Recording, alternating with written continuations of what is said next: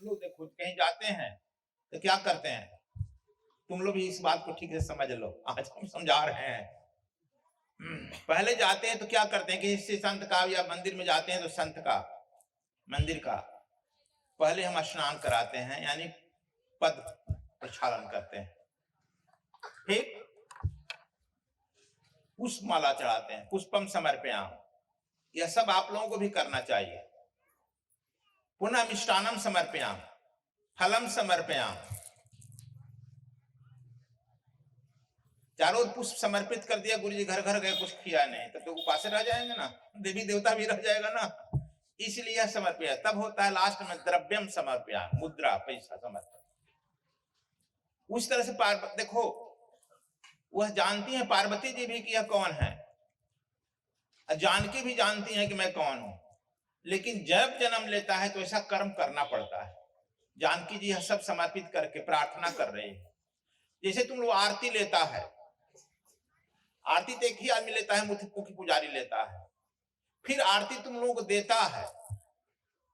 तो आरती देने में क्या होता है कि जैसे कि हम लोग आरती लेके इस तरह से हाथ कर रहे हैं तो वह कुछ मिलता नहीं है। कई बार हमने कहा है जो तुम्हारे पास श्रद्धा है अपने मुट्ठी में रखो। यह तो हम बताते हैं स्वर विद्या की क्लास में ही, या हम आचार्यों क्लास में बताते हैं, लेकिन आज तुम लोगों को बताना यहाँ पर शुरू कर दिए कि आप लोगों को जानना चाहिए। नहीं जानता है, जाने में बहुत सा गलत काम हो जाता है। तो जो है आरती करना बहुत जरूरी नहीं है, उतारना बहुत कम लोग उतारते हैं, समर्थ लोग। और जो आपको आरती दिखा रहे हैं तो उस समय खड़ा रहो, जो आरती जब शुरू हो तो उसी समय अपने मुट्ठी में वो पैसा रख लो यथाशक्ति।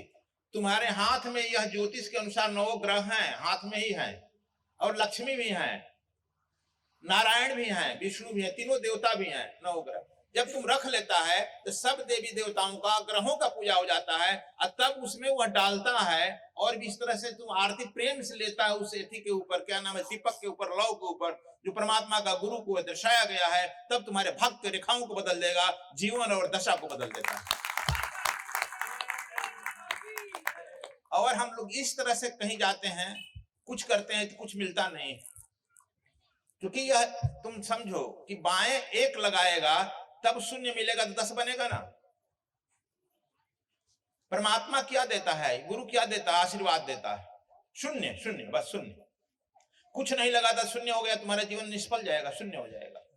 देखो यह पार्वती जगत जननी जानकी को देख रहे हो कि मंदिर में जाकर पूजा करती है। पुष्पम समर्पयाम, मिष्टान्नम समर्पयाम, फलम समर्पयाम, स्वर्ण मुद्रा उस समय होता था ना, स्वर्ण मुद्राम समर्पयाम। सब समर्पित करने के बाद तब साष्टांग प्रणाम करती है और तब कहती है कि देखो ये प्रभु जो आए हैं हमारे लायक है, इनको दे दो हमको। तुरंत बात सुन ली गई।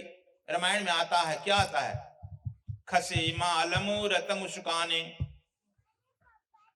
जैसे हमको जो माला पहनाया गया और वह माला तुमको हम पहना दिए, तो समझो कि उस दिन से तुम्हारा दिशा और दशा दोनों बदल जाएगा।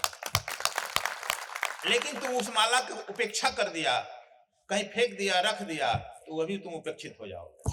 हम लोग नहीं समझते हैं कीमत, इसीलिए कहीं बड़े बड़े लोग जाते हैं तब जाकर के मंदिर का माला को उठाकर उनको पहना देता है।